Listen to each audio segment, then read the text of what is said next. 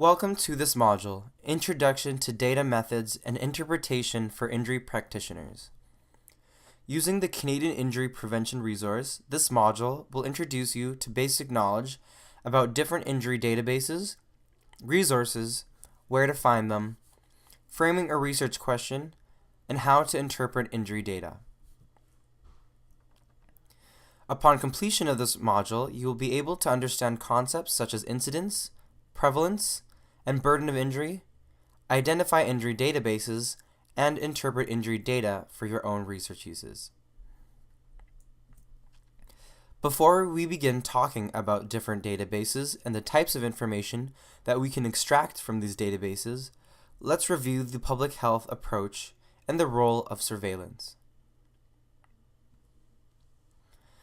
Throughout this module, we will learn how different databases can help us define the problem through surveillance, which is the first step in the public health approach. We begin by defining the injury problem and systematically gather the data we are interested in analyzing. In order to establish the burden that Canadians face due to injuries, surveillance measures include both morbidity and mortality data. By using morbidity and mortality data, closer attention can be paid to both the prevalence and severity of injury types. Injury indicators such as mortality rate, potential years of life lost, and hospital separation rate have also been used to define the burden of injury in Canada. These outcome indicators are often used in research by calculating incident rates, prevalence rates, and the burden of injury. Let's start by looking at the most common methods of reporting injury data, incidence rates. Incidence is defined as the number of new cases of a given condition occurring within a defined population. For example, in Ontario from 2002 to 2003, the rate of ED visits for young children, years 0 to 4, was 12,410 per 100,000. Incidence rates are commonly used as a measure of morbidity, for example, healthcare utilization, and mortality, calculating the number of deaths. Prevalence rates are less commonly used in injury reports and are generally used to define infectious or chronic diseases. Prevalence is defined as the number of cases of a given condition at a specific point in time. The difference between incidence and prevalence is that incidence refers to new cases of a specific condition, whereas prevalence refers to existing cases. The burden of injury is becoming the most effective way of defining an injury problem. Burden is calculated by looking at how much it costs the healthcare system to care for your injured individuals during the time of their injury. This includes information such as time lost from work, damages to person and property, and any long-term disability costs. Later on in this module, we will discuss injury reports that have measured the burden of injury and how we can interpret these types of reports. One common measure of burden is potential years of life lost, PYLL. PYLL looks at the burden suffered by individuals who died at a young age. It is calculated by using the average life expectancy and subtracting the age at which the person died from a specific injury.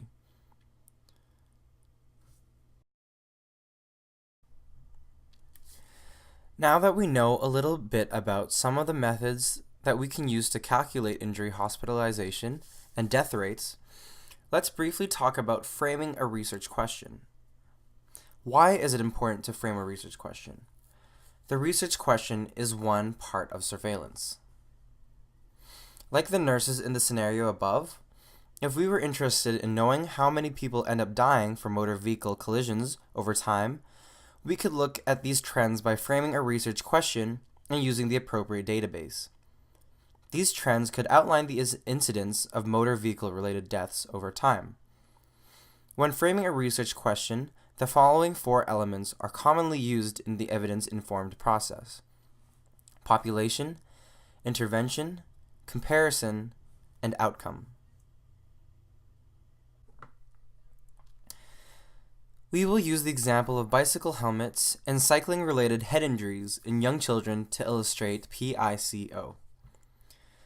The patient population or problem. A researcher must first ask themselves, who are the population of interest? Young children, adolescents, older adults, males or females? What is the injury problem or issue that the researcher wants to know more about? Using our example, let's say we were interested in cycling-related head injuries among young children 5 to 9 years, with and without a bicycle helmet who were admitted to a hospital for an injury between 2010 to 2012. Our population would include a defined age group and sex, boys and girls aged 5 to 9, a specific injury problem, cycling-related head injuries, a specific exposure variable, helmets, and a specific location or population, hospitalized between a certain time frame. The intervention or exposure. Next, the researcher must ask themselves what intervention or exposure they are interested in. For example, if they wanted to know about protective effects of bicycle helmets, then we would find a database that could tell us whether or not the population was wearing a bicycle helmet at the time of their incident. Comparison. What is the alternative to the intervention or exposure? Continuing on with our example, if our intervention/exposure is wearing a helmet while cycling, then the alternative group we would be interested in looking at would be children who did not wear a bicycle helmet at the time of their injury. Finally, the outcome. What is being measured? In our example, we are measuring the rate of cycling-related head injuries.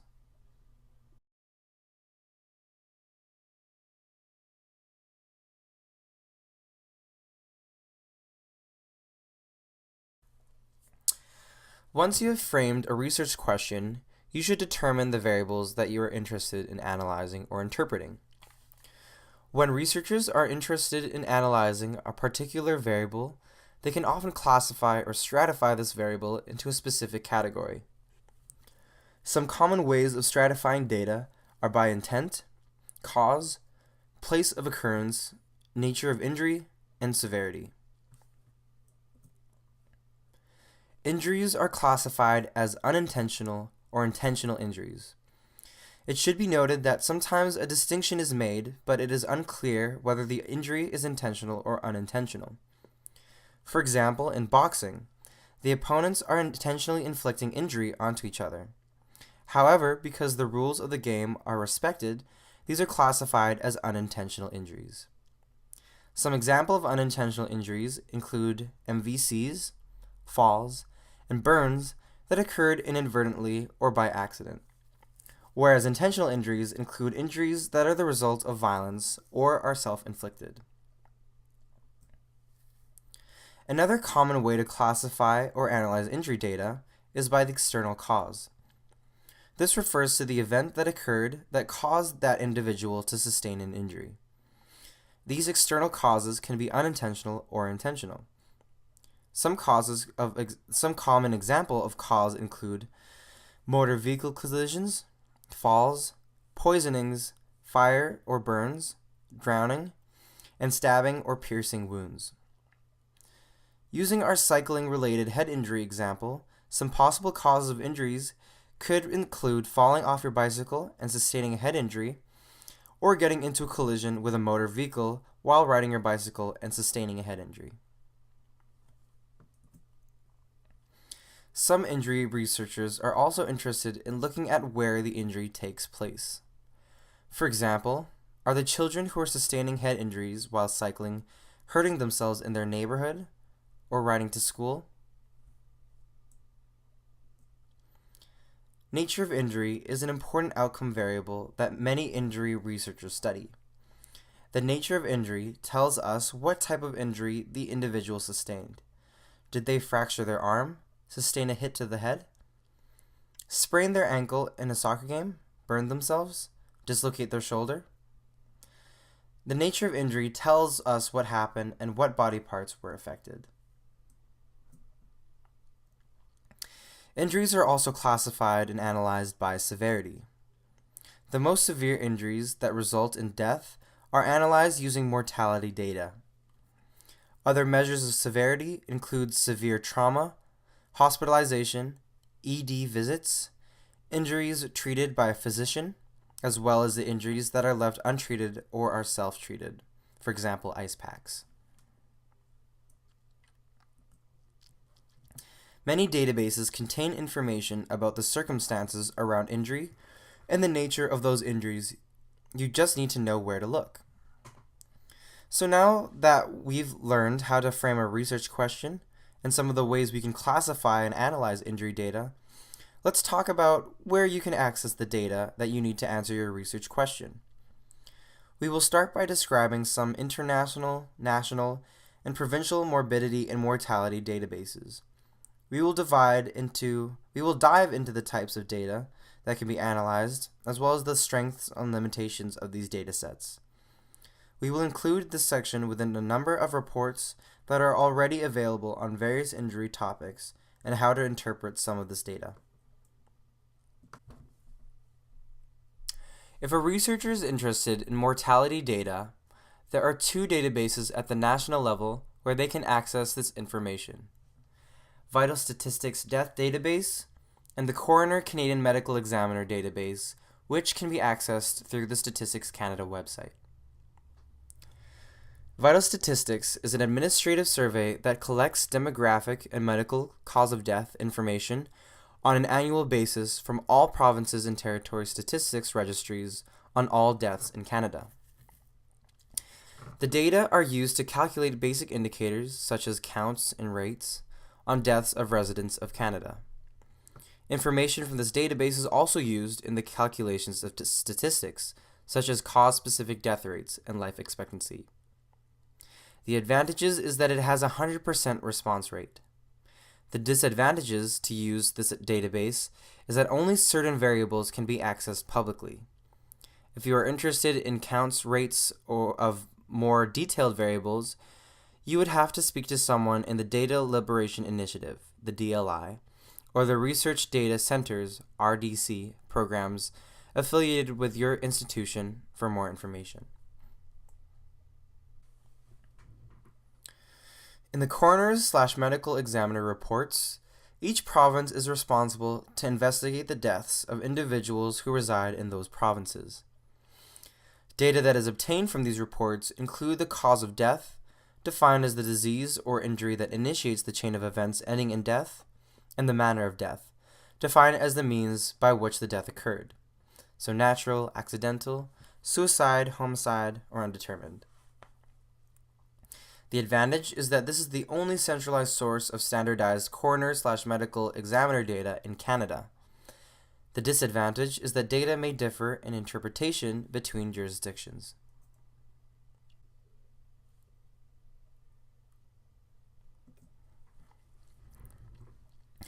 A number of detailed analyses on the leading causes of death in Canada have already been conducted. If an injury practitioner was interested in knowing what the age standardized mortality rate per 100,000 population in Canada for both intentional and unintentional injuries, they could interpret this information from graphs and charts found on the Vital Statistics Death Database. By looking at this graph, for instance, we can interpret that unintentional injuries were the fourth leading cause of death for Canadians of all ages in 2000 and 2012. But we can't necessarily tell what the rate was per 100,000 population is.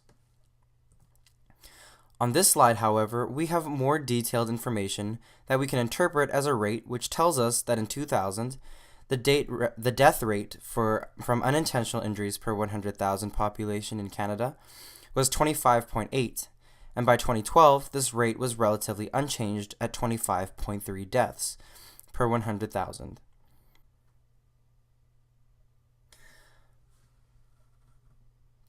By using these charts and graphs, we do not have to analyze the variables ourselves, but can get a general idea of the trend of unintentional injury deaths in Canada over a 12-year period.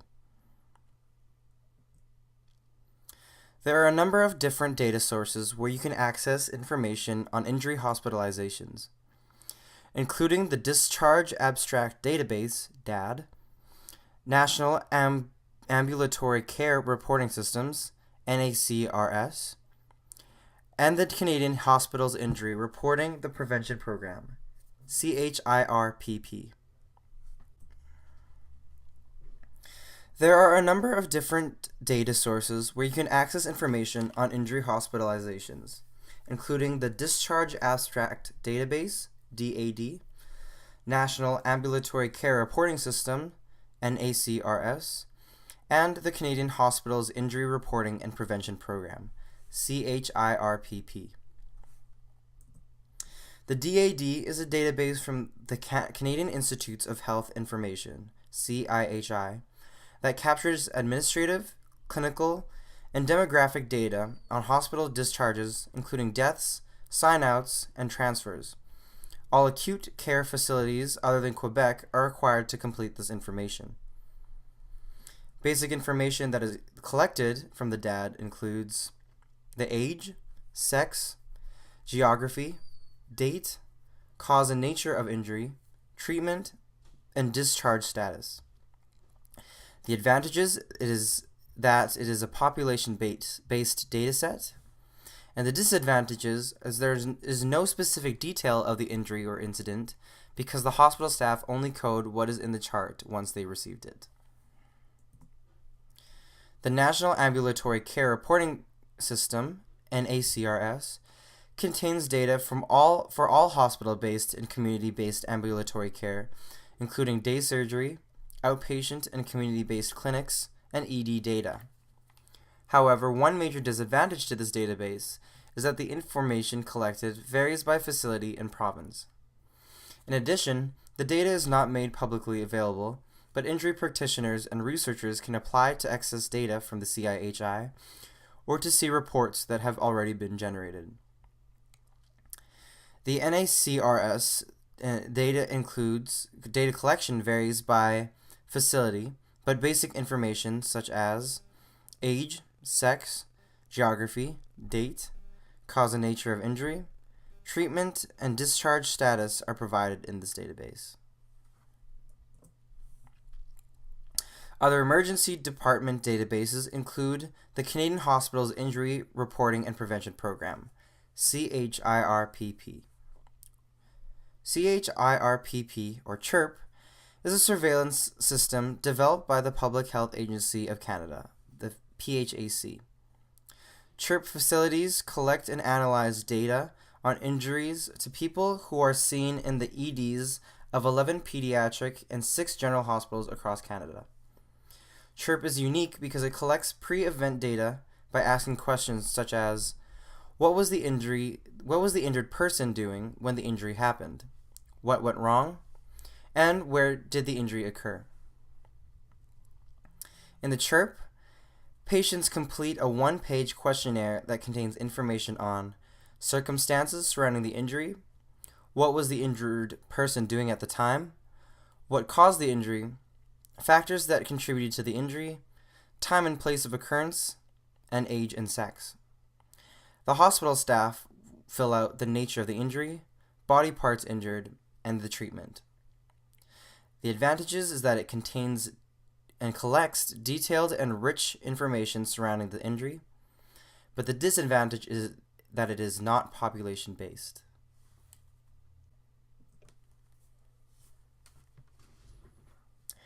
The databases that you have been introduced to thus far are the most commonly used to capture injury hospitalization and death data. However, there are a few other databases that are available through Statistics Canada that provide more detailed health utilization information, including the Canadian Community Health Survey, the CCHS, and the National Longitudinal Survey of Children and Youth, NLSCY. The Canadian Community Health Survey is a cross-sectional survey that collects data related to health status, health care utilization, and health determinants for Canadians aged 12 and over.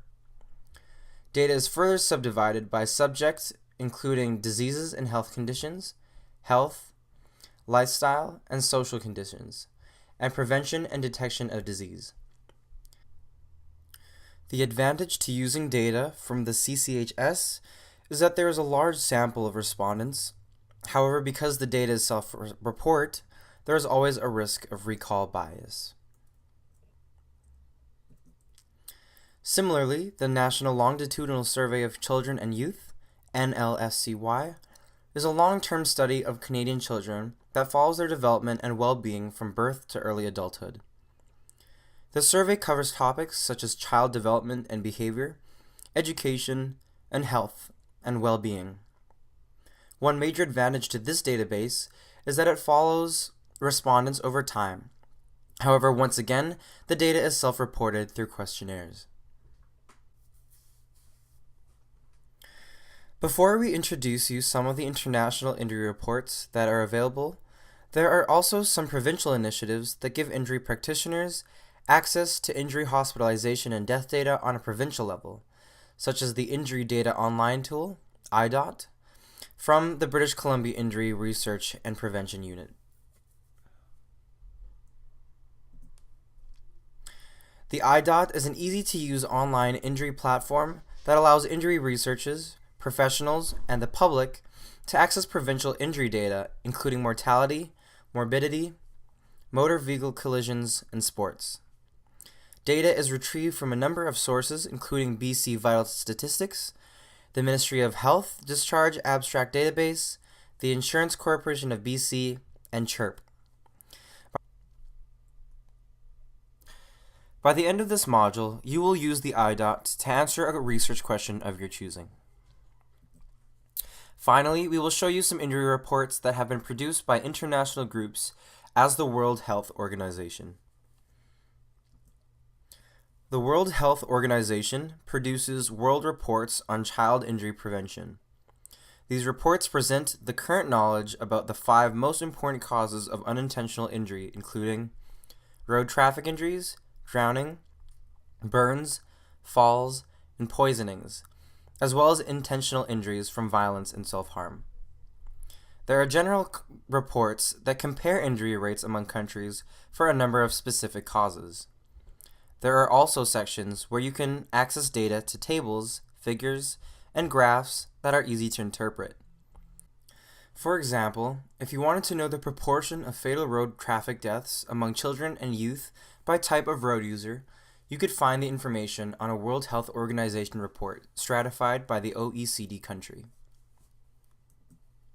For example, if we wanted to interpret this chart from a World Health Organization report, we would be able to say that the unintentional injuries accounted for the majority, 72%, of the injury-related deaths in 2012.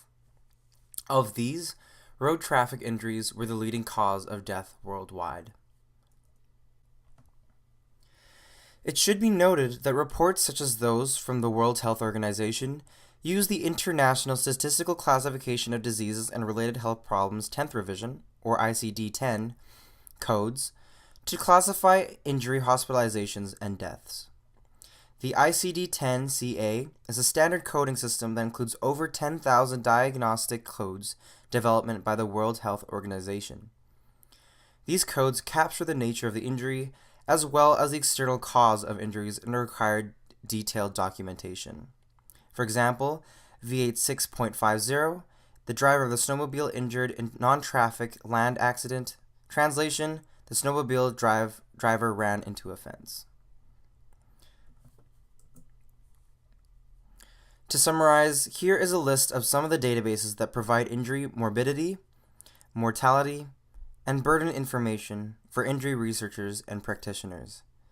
At the end of this module, there will be a comprehensive list of related resources and links that you can access should you choose to want to review this information at a later date. Some of the information on the incidence and prevalence of injury may already be summarized in a report that we can use and interpret for our own research uses. The first step in interpreting this data is to search for credible, high-level syntheses of this information. Local, provincial, and national agencies, such as the Public Health Agency of Canada and Public Health Ontario, house many of the reports that injury researchers are interested in. For more detailed information, such as information on a motor vehicle crash or on specific injury prevention behaviors like seatbelt use, you can access reports from places such as Transport Canada. Finally, information on the burden of injury can be found by looking at the cost of injury report on Parachute's website. In 2015, Parachute published an updated cost of injury report. The last one was published in 2009. The report examines all injuries at the national level and provides provincial breakdowns. For example, the report shows that in 2010, preventable injuries resulted in 15,000 deaths, 231,000 hospitalizations, 3.5 million ED visits, and more than 60,000 Canadians with some form of permanent disability. The cost of injury report also provides data on intentional injuries in Canada. For example, in 2011, 3,726 Canadians died as a result of suicide, 521 died as a result of homicide, and 80% of all homicide and suicide deaths occurred among Canadians aged 20 to 64 years. The cost of injury report analyzes the burden of injuries by calculating human costs, for example, the loss of independence, direct costs, for example, hospital costs, and indirect costs, for example, the loss of productivity. This report estimated that in 2010, the total cost of injuries in Canada was $26.8 billion. Of these costs, $15.9 billion were due to the direct costs, and $10.9 billion were due to the indirect costs. The mechanism of injury associated with the highest costs were falls, $8.7 billion, transport incidents, $4.3 billion, and suicide and self-harm, $3 billion.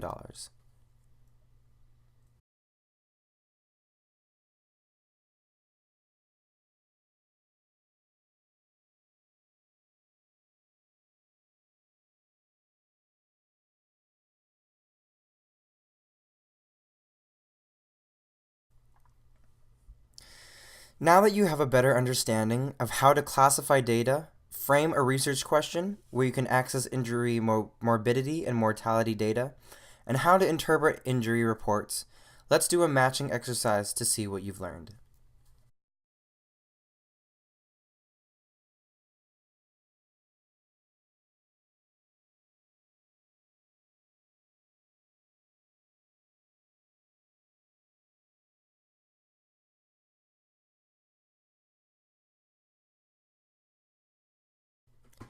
Congratulations, you have completed this module.